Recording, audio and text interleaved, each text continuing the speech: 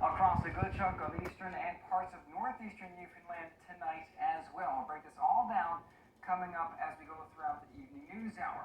But we are looking at Hurricane Larry right now, Category 1 storm, strongest winds 130, gusting 160, rocketing north now at 47 kilometers per hour, and it looks like if Larry remains on this track, it's going to pass through Placentia Bay and over the western side of the Avalon Peninsula tonight, and the storm is currently located about 500 kilometers or so south of Cape St. Mary's. We're looking at the tropical wind forecast. What are the odds of winds reaching sustained speeds as follows?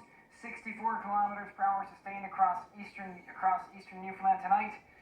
Nearly 100% of that happening, and a 100% chance of that happening, rather.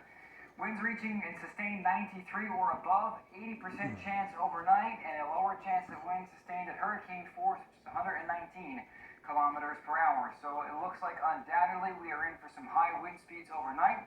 We'll talk about the wind gust potential. We'll time it all out for you and more coming up shortly on the NTV Evening News Hour. Mike and Amanda, back to you for now. Larry is just hours away from making landfall. The city of St. John's has activated its emergency preparedness plan and is urging residents to be ready on their own for 72 hours. Hurricane Igor did not hit St. John's head-on, but it took days for things to return to normal.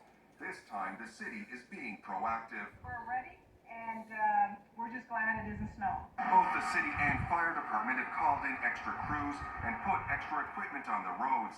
Gas tanks have been filled, sandbags and road barricades have been stockpiled, and catch basins and culverts have been cleared. The city of St. John's has been preparing for this all week, ever since we saw in the forecast that it was coming. Officials are asking people to use 911 for emergencies only. That includes threats to life or safety. Don't call 911 for power outages. Contact Newfoundland. Yeah, really instead. If you have trouble calling 911, try another cell phone or use a landline. Failing that, go directly to the nearest police or fire station.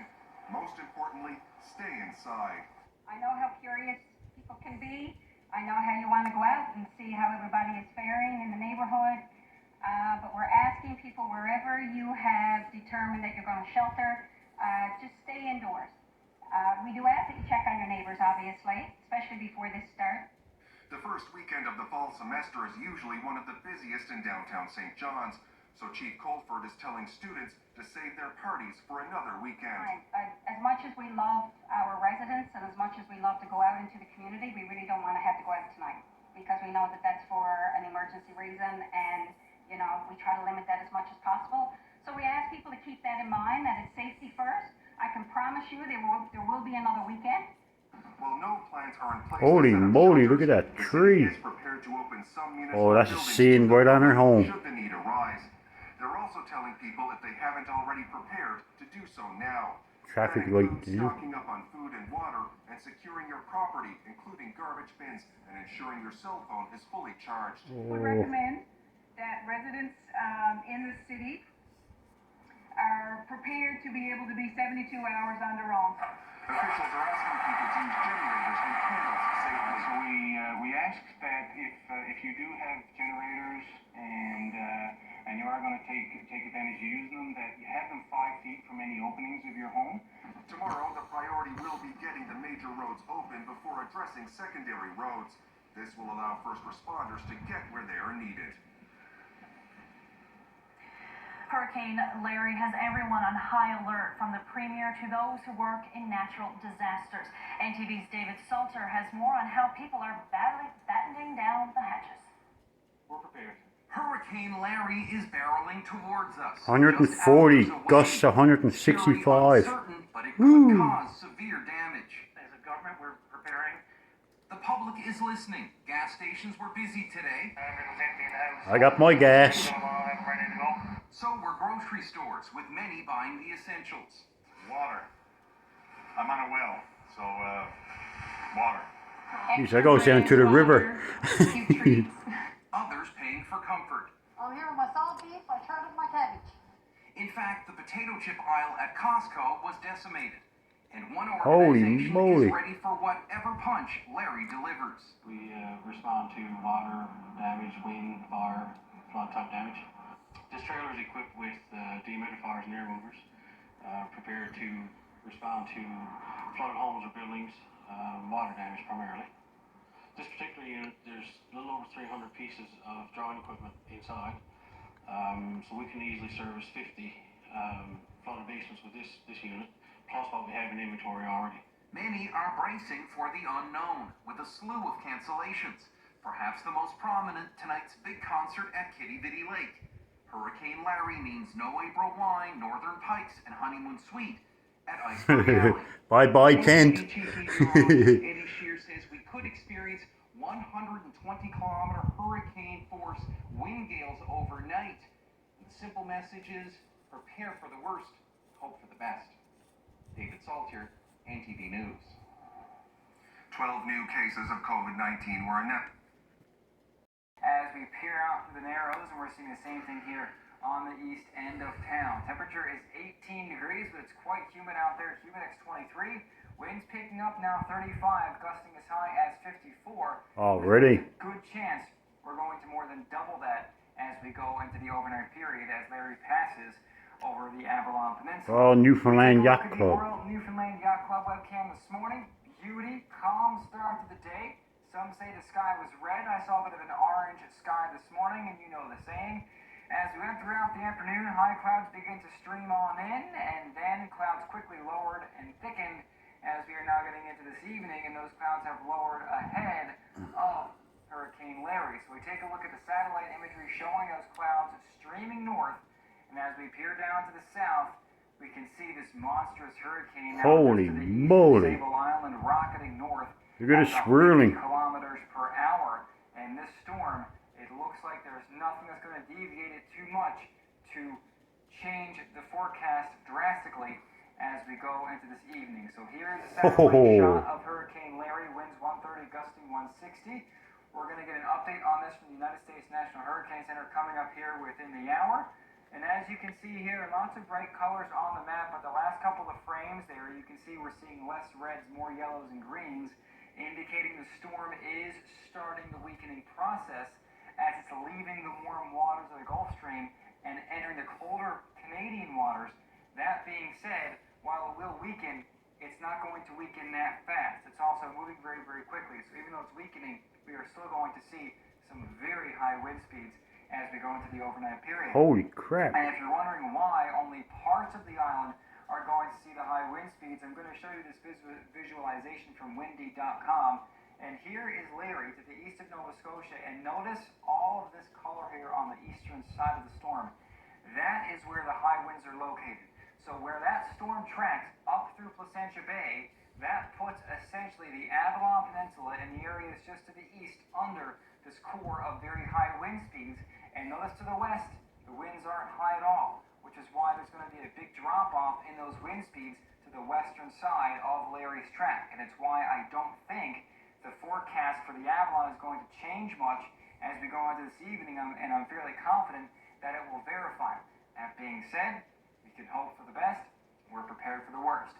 Satellite radar shot. This is more like a radar shot now coming from Nova Scotia, showing the eye of Larry right here. You can see it right there. That is the center of the storm, north and west of it. Even though we're not seeing the strong winds, we are seeing a very, very heavy rainfall. Rainfall in these rain bands, which wrap all the way around the storm on the order of 20 or 25 or 30 millimeters per hour. So as the storm does move in, we are going to see a period of some very heavy rainfall as it's quickly now. This is going to be an interesting night for me. At about 50 kilometers per hour. We'll look at your weather impacts tonight for eastern Newfoundland, specifically on the Avalon Peninsula. And as you can see, between now and 8, 9 o'clock, no issue with the wind. So if you haven't gotten your barbecue tied down, you haven't gotten your things brought in, and it's really across, we'll call it the eastern third of Newfoundland, from Bonavista Bay to Fortune Bay points east. If you haven't gotten your stuff taken in yet, you still have some time. Winds really begin to ramp up 9, 10 o'clock south, and then from midnight to 4, 5, 6 o'clock in the morning, that's when we see those strong winds gusting as high as 135 from the south. Some areas of the southern Avalon, they see winds gusting higher than that, and after 5, 6 o'clock tomorrow morning, those wind gusts will drop back down to less than 100. Winds are going to be sustained between about 60 and 90 kilometers per hour during that time frame. The rainfall. Rain is not going to be the big driver with this, but some areas are going to see a good bit of it. On the Avalon, we're talking 20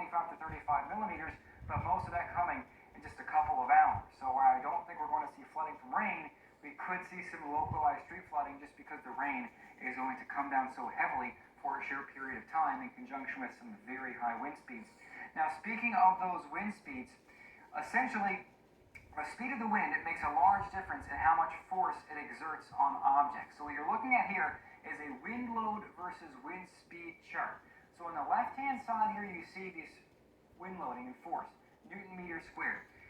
That's not really important because I'm not going to put that relative to anything. But what I want to draw your attention to is notice as the wind goes from 0 to about 110, the force that it exerts on structures doesn't go up that much. But once you're past 110, 120, 130, 140 plus, the wind starts to exert a heck of a lot more force. So if we start to see consistent gusts in this range here for a few hours, we're going to see a lot more structural damage and trees coming down than we would if the winds stay maybe 110, 120. So essentially how much damage we see tonight is going to depend on how high these wind gusts actually get. So that's going to be the big factor overnight, is how high do they actually get. And I'll talk about where I think the highest winds are going to be in more detail coming up shortly, but most of eastern Newfoundland this evening is under that wind warning. And again, we're going to break this down for you a little bit, but there's also the storm surge warning for the Canaga region, Burin Peninsula, Avalon Southwest, and Southeast. And I do think the greatest risk of that storm surge with tonight's high tide, which is around midnight, is going to be in Placentia Bay, St. Mary's Bay, and Trepassey Bay. And part of that is because we have the astronomical high tide, because I think we're on the full moon tonight.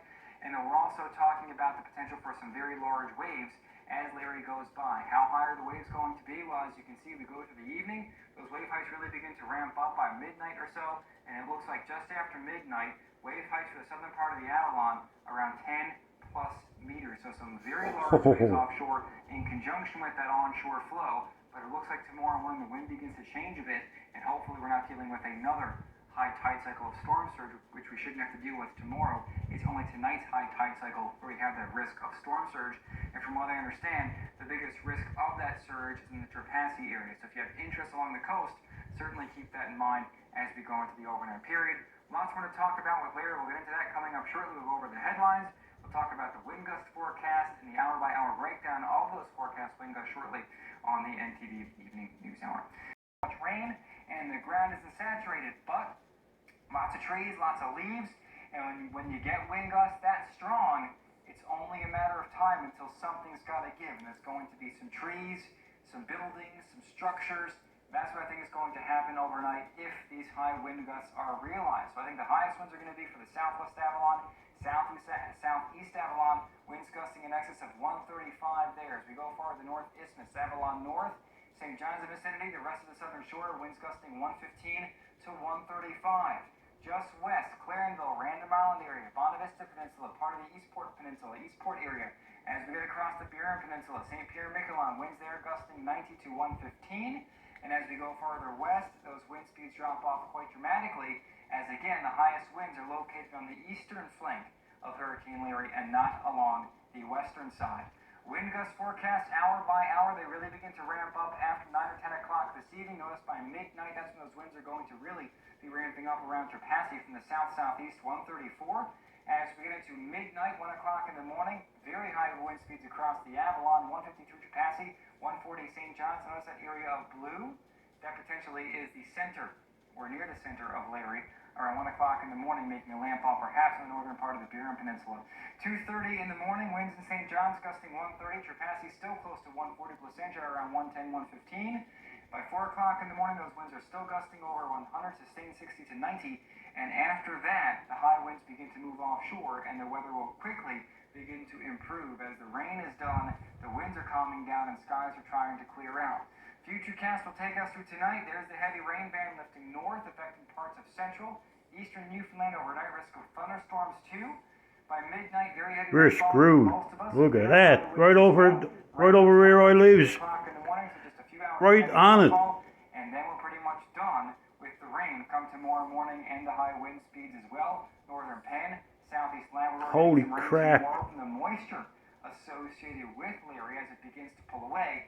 And that area will also see some fairly high wind speeds as well. In fact, wind warnings are up for the Northern Peninsula and parts of coastal Labrador for tomorrow. Oh my Rainfall God. is going to start off rather slow, but by 1 o'clock in the morning, 30 mils in St. John's. Look at this, or St. Mary's, excuse me, 4 mils in St. John's in an hour. Boom, up to 37. So a very heavy period of rain moving through. And then throughout the day, tomorrow, rain falls along the coast of Labrador. Some areas going to see as much as 50 or 60 millimeters of rain. A rainfall warning is in effect for parts of coastal Oh my Labrador. God, we're screwed, guys. Holy crap. Bunker down. That's all I got to say. Stay safe.